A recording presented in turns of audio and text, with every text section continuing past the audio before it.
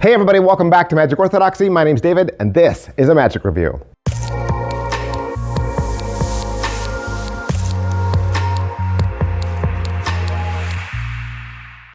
Hey guys, welcome back to the channel. Welcome back to another magic review, even another magic review today. Already did one today. Was gonna wait to put this one out, but I couldn't wait because I wanted to tell you about this. This is practical cold reading from Taha Mansour. You can find this over at Vanishing Ink for $100. What is it?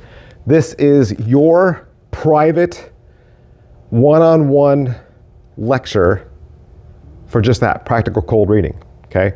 Taha had gone through lots of other cold reading methods. Sounds like he studied pretty much everything that's out there.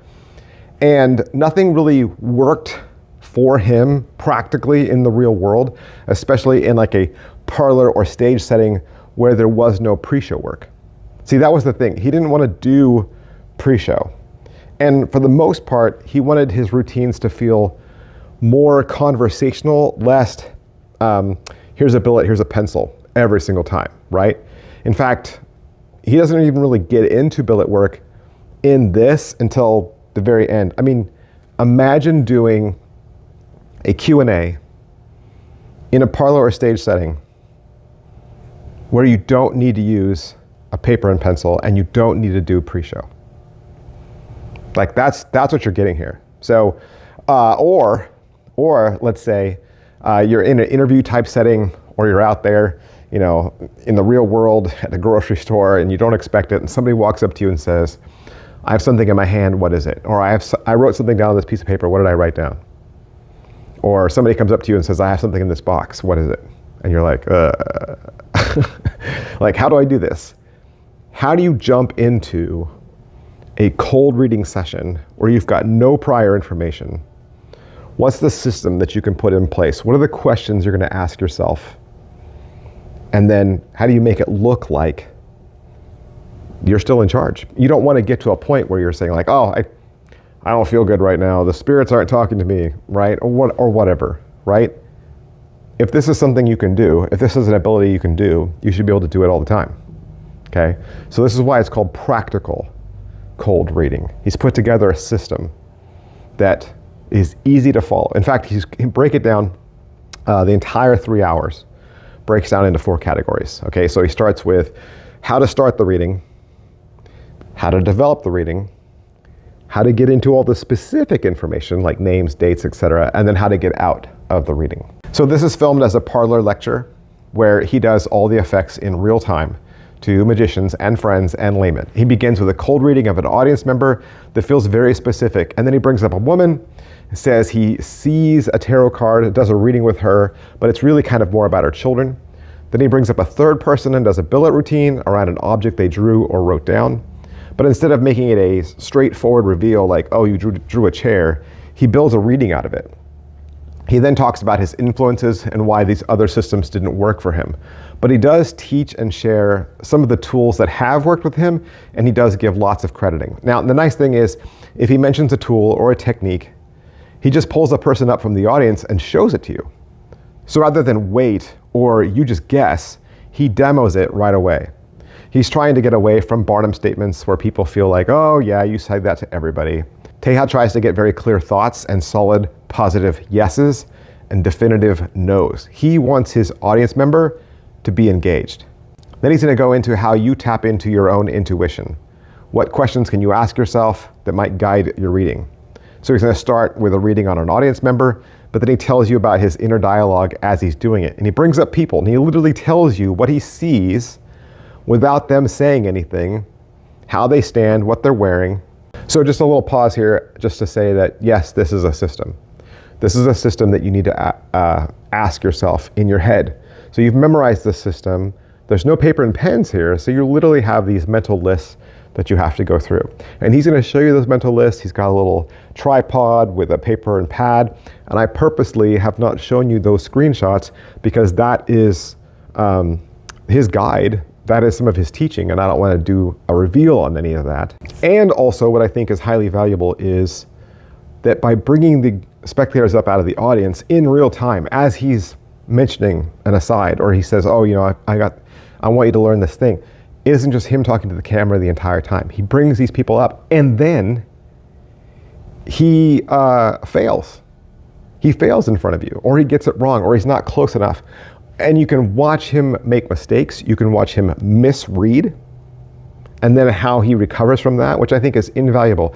I think that you can learn more from a teacher who is vulnerable, and you can learn more from a teacher who fails in front of you. It was also a well-paced 3-hour lecture. Like, I could tell that this was longer, that this was a longer event. They didn't just set up a tripod and film it straight on, and then you just watch this boring, long thing. Like, they still edit it. They still took it and made it shorter. For instance, you don't see people like, he doesn't like call on people, ask them to stand up, and you watch them walk up, right? It cuts. So if he says, here's an example, boom, the person's up there. And he starts getting into it right there. So yes, 3 hours does sound like, oh my gosh, it's 3 hours. But it doesn't feel like that when you're watching it. It feels like it was edited well. And you do get multiple cameras, so it's not just one steady shot. Now, is it 100% new? No, of course. There are still gonna be open-ended statements, fishing questions, hanging comments, acid ad novus, things a person who's experienced with cold reading will be familiar with. The new part is the system that he's created and where he grounds his oracle. I love his step-by-step method and how he goes from being general and also knowing where to stop, and then transitioning to get into more detail. And that's only the first 2 hours. So the first 2 hours is completely paper and pencil free. Okay? The last hour and a half is where he gets into things like specific dates, specific names, how to get all that little detail work to like hit on people's names. And then it's not even until 2 hours and 44 minutes that he brings out a billet and starts talking about peaking. And then justifying the use of a billet. Like, I haven't used a billet and a pencil this whole time. So why am I using it now? Okay, so he grounds that for you so that it all makes sense. And then in the last 5 minutes, he gives you a whole library of resources that if you wanted to take cold reading to the next level, he gives you a bunch of like dive deeper things. So very good speaker, very good pacing, doesn't repeat the same things over and over again. You know, like, oh, you just said that already. Doesn't feel like any filler. He smiles at the camera. He's generally interesting to watch, makes eye contact with the camera, felt very professional, felt like he wasn't just winging it or riffing.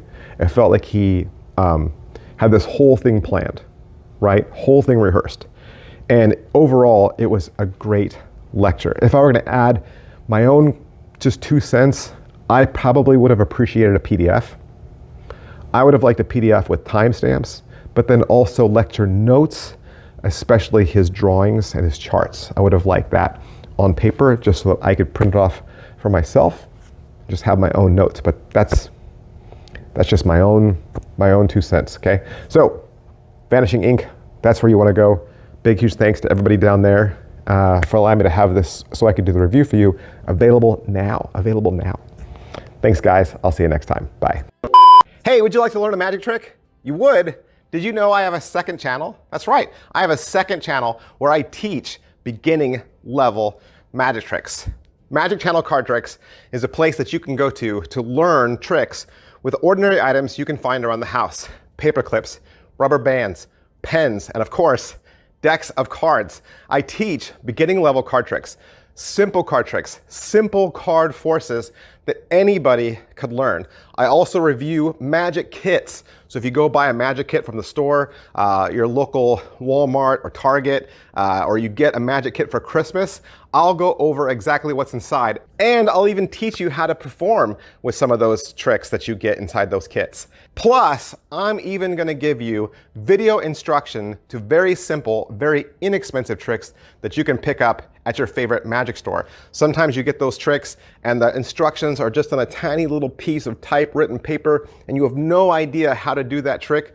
Don't throw that trick away. Don't put it in a box. Come back to Magic Channel Card Tricks and I will teach you how to use that trick as well. Or maybe you're not a beginner. But maybe you have a niece or a nephew or a little brother or sister that you could share this channel with them. This is a great, safe place, kid-friendly, where they can learn beginning level magic. Make sure you head on over to Magic Channel Card Tricks, give my videos a like, subscribe to that channel. Thanks for watching, guys. Thanks for being a part of Magic Orthodoxy.